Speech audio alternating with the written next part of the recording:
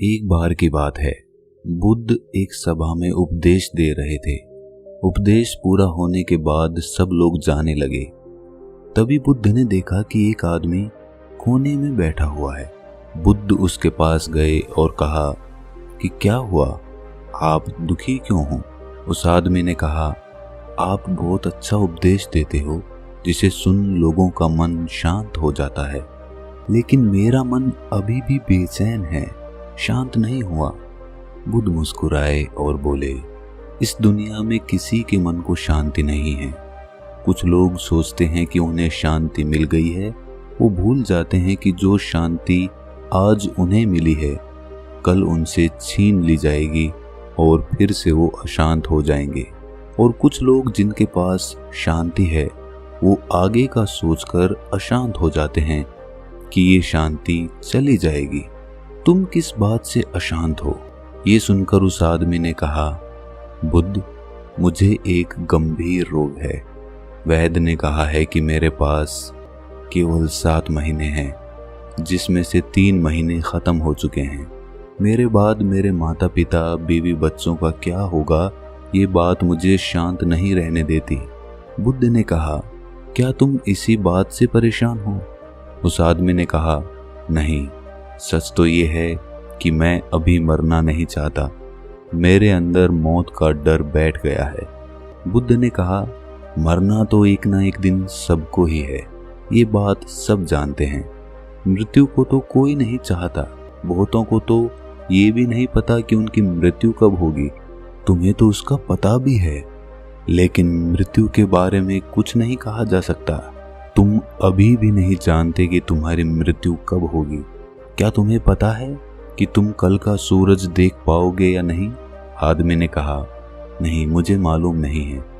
बुद्ध कहते हैं कि अगर तुम्हें तुम्हारी बीमारी के बारे में पता नहीं होता तो तुम अपना जीवन खुशी से जीते, है ना?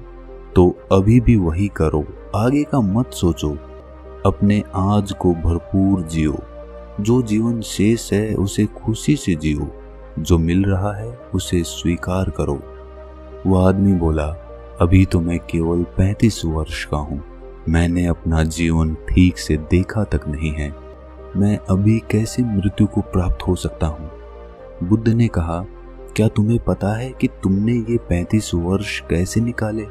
कब ये समय बीत गया? नहीं पता ना? तुम्हें कुछ खास पल ही याद होंगे। एक एक दिन तुम्हें भी मालूम नहीं होगा तुमने कैसे जिया, क्योंकि तुमने अपना जीवन होश पूर्वक कभी जिया ही नहीं।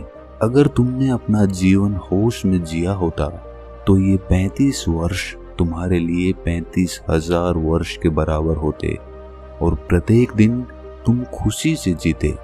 लेकिन तुमने सारा समय नष्ट कर दिया और अब मृत्यु के समय भाग रहे हो। जीवन और मृत्यु दोनों ही उपहार हैं। उस आदमी ने कहा, मैं आपकी बात समझ नहीं पा रहा। जीवन उपहार है ये समझ आता है, लेकिन मृत्यु भी उपहार है, ये कैसे हो सकता है? जब ये आदमी और बुद्ध बात कर रहे थे तभी उस आदमी के पिता वहां पर पहुंच गए और उनकी बातें सुनी। बुद्ध ने कहा, वास्तव में मृत्यु जागरण है। तुमने अपने जीवन के 35 साल जिए, लेकिन कभी भी जीवन के बारे में विचार नहीं किया। लेकिन मृत्यु की आहट से तुम जीवन के बारे में विचार करने लगे। मृत्यु का यही काम है, ये जीवन को जागरण की तरफ ले जाती है। अगर मृत्यु ना होती तो आदमी जीवन जीने तक अंधेरे में ही रहता और कभी भी रोशनी की तरफ नहीं बढ़ता। इसके बाद बुद्ध ने पूछा, क्या तुम्हें जन्म से पहले का कोई ज्ञान है?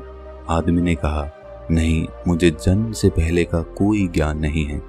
बुद्ध ने कहा, जैसे तुम्हें जन्म से पहले का कोई ज्ञान नहीं है, ठीक उसी प्रकार तुम्हें मृत्यु के बाद का भी कोई ज्ञान नहीं है, इसलिए तुम डरे हुए हो। तुम अपने जीवन के शेष दिन खुशी से जियो और ध्यान करो, तब तुम जीवन को समझ जाओगे। जब तक तुम मृत्यु को नहीं समझोगे, तुम्हारे अंदर मृत्यु का डर बना रहेगा। लेकिन जब तुम मृत्यु को समझ जाओगे तो मृत्यु तुम्हें एक उपहार लगेगी। बुद्ध की बातें सुन उस आदमी के पिता ने कहा, आपकी बातें सही हैं, लेकिन आप मृत्यु को हमारे लिए उपहार बता रहे हैं, लेकिन वो हमारे लिए उपहार कैसे है? अगर मान भी लें कि मृत्यु उपहार है, तो एक ना एक दिन मृत्यु आने के बाद ये उपहार भी छिन जाएगा। इस पर बुद्ध ने उसके पिता से पूछा, क्या तुम्हें कभी किसी ने कोई उपहार दिया है? हाँ, मेरी बेटी ने मुझे दिया था। बुद्ध ने पूछा, अब वो कहाँ है? वो गांव में आई एक बाढ़ के साथ बह गया और नष्ट हो गया। बुद्ध ने कहा, क्या इससे तुम्हारी बेटी के प्रति तुम्हारा प्यार कम हुआ? पिता ने कहा, नहीं, वो पल मुझे आज भी याद है जब मेरी बेटी ने मुझे वो उपहार दिया था। वो उपहार मैं कभी नहीं भूल सकता। वो मेरी बेटी ने मुझे पहली बार दिया था। वो हमेशा मुझे याद रहेगा। इस पर बुद्ध ने कहा, ठीक इसी प्रकार तुम्हारा बेटा भी तुम्हारे साथ रहेगा। उसके जाने के बाद आपने कितना जिया ये मायने नहीं रखता। खास बात यह है कि हम जो जीवन जीते हैं उसे पूर्ण रूप से जागृत होकर जीना चाहिए। उस आदमी ने कहा, आप सही कहते हैं, लेकिन मेरे बाद मेरे परिवार का क्या होगा? बुद्ध ने कहा, क्या तुम उनके लिए कुछ कर सकते हो? आदमी ने कहा, शरीर से तो मैं अब कुछ भी नहीं कर सकता। बुद्ध ने कहा, फिर जब तुम कुछ कर ही नहीं सकते तो उस बारे में क्यों सोच रहे हो? जो समय बचा है उसे पूर्ण रूप से जियो। इस दुनिया में कोई किसी के लिए कुछ नहीं करता, सबको खुद अपना जीवन जीना होता है। हमें बस ऐसा भ्रम होता है कि हम कुछ उनके लिए कर रहे हैं, लेकिन हम कुछ भी उनके लिए नहीं करते, खुद के लिए करते हैं। अगर आज तुम अपने परिवार के लिए जमीन जायदाद इकट्ठा कर रहे हो तो ये तुम उनके लिए नहीं, अपने लिए कर रहे हो। इसे करने से तुम्हारे अंदर आंतरिक शांति रहेगी, लेकिन तुम रहोगे इस भ्रम में कि तुमने उनके लिए किया है, लेकिन ये तुम खुद के लिए करते हो। अगर तुम उनके लिए कुछ नहीं भी करोगे तो भी उनके जीवन में कोई खास फर्क नहीं आएगा, क्योंकि जीवन कभी भी एक समान नहीं रहता, कठिनाइयों से भरा रहता है। जीवन कभी भी आसान नहीं रहा है, संघर्ष करना पड़ता है, तभी जीवन चलता है। गरीब आदमी से ज्यादा परेशान अमीर आदमी होता है। इससे ये पता चलता है कि धन से तो जीवन को सुरक्षित नहीं किया जा सकता, लेकिन पूर्ण रूप से जागृत होकर जीवन को सुरक्षित किया जा सकता है। ऐसा करने से हम जीवन की सभी कठिनाइयों को समझ पाते हैं, जिंदगी और मौत को समझ पाते हैं और आसानी से जीवन जी सकते हैं।